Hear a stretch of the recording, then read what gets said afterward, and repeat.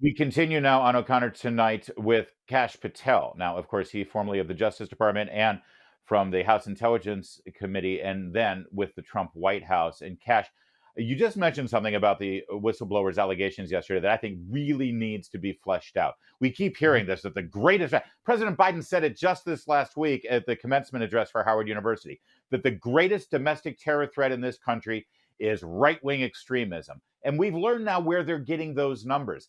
January Mhm. 6th was one event. But what the FBI did was, for let's say they arrested 200 people, well, it opened up a separate case on all 200 as if they were separate events. And more than that, if let's say one of the people was from Montana, well, they would use their field office in Montana to make it a Montana incident rather than a Washington, D.C. January 6th incident. So suddenly you're seeing hundreds of cases across the country in all these various cities, but it was all actually the one event, January 6th. That's fraudulent, Kash. It's absolutely fraudulent, but it goes to fit the narrative they want to lie about. And this is the key. White supremacy is not the number one terrorist threat to the United States of America. It's a threat, but it's not the number one threat. But when you have a director of the FBI, Chris Wray, who's willing to lie to Congress and fraudulently pad statistics like these brave whistleblowers have exposed, now we know the truth. And here's the bigger part about Chris Wray. He went to Congress and testified unequivocally, we, the FBI, will never retaliate against whistleblowers.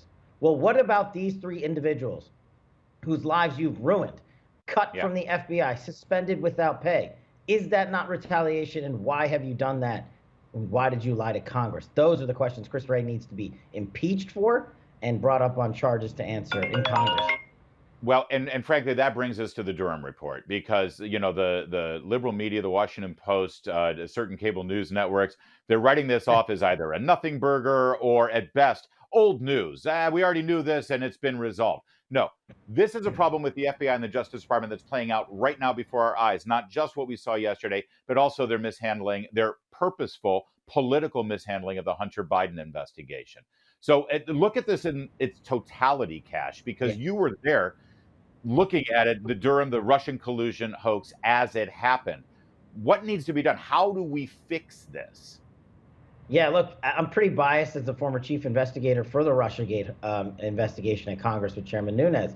And I was Durham's biggest cheerleader, and I'm going to be his biggest critic now. Look, politically, this is a massive victory for Donald Trump because it finally shows what we proved years ago to the world that it completely exonerates him. And more importantly, the FBI lied to federal officers and judges to launch a bogus investigation with bought and paid for garbage intel, meaning they had never had a justification to open this in the first place. They, Comey, Strzok, McCabe, Page, and all the other guys. And so now you know definitively, and President Trump can say that for the next 18 months.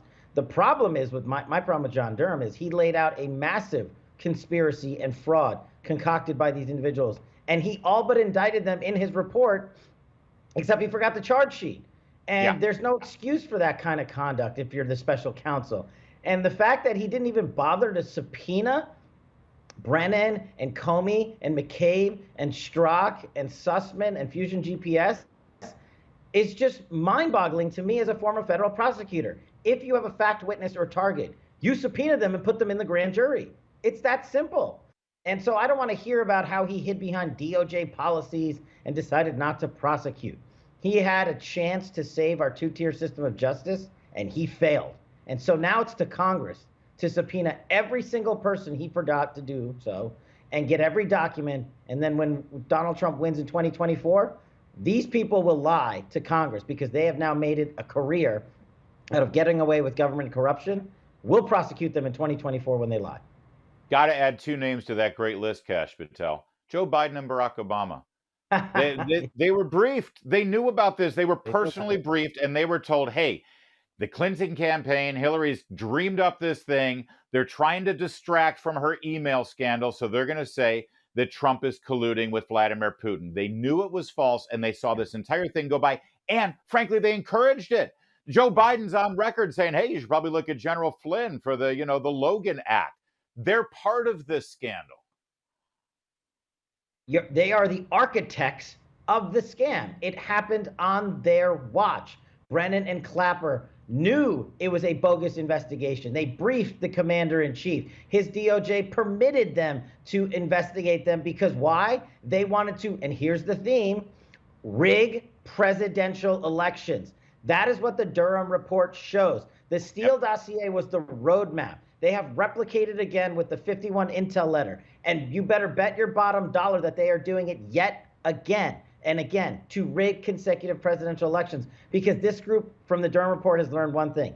They will never be punished for being corrupt government criminals. They will continue to rig elections so long as they help defeat Donald Trump. And I think America got a big wake-up call with the Durham report. So while it was a failure in many aspects, I think the messaging's solid. All right. So we had the Church Commission back in the 70s, as you know. I mean, you went to law school, you worked in the Justice Department, you know the Church Commission. This was a result of both Republicans and Democrats recognizing that the Federal Bureau of Investigation had gone out of control. Under J. Edgar Hoover, there were problems. Obviously, there were problems. They put protections in place. The only reason that Church Commission happened, Kash, was because it was both Republicans and Democrats who had been targeted by Hoover and the FBI. Here, they do the Democrats' bidding, and they're only going after Republicans. So how do we fix this if Democrats actually see this as an advantage? It's their weapon. It's their FBI. You're right.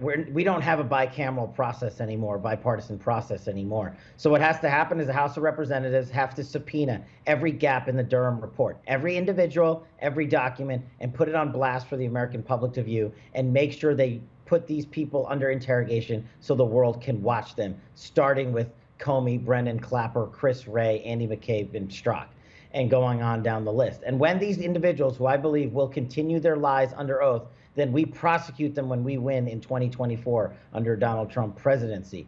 That's the only way to do it. I know it's a long-term approach, but we can't rely on the Democrats. We cannot have a new Church Commission because the Democrats have bought and paid for this criminal conspiracy, this crime syndicate out of the FBI and DOJ that is destroying our two-tier system of justice. We have to fix it. We, the American people, have to start educating everyone that it's not a right-wing conspiracy.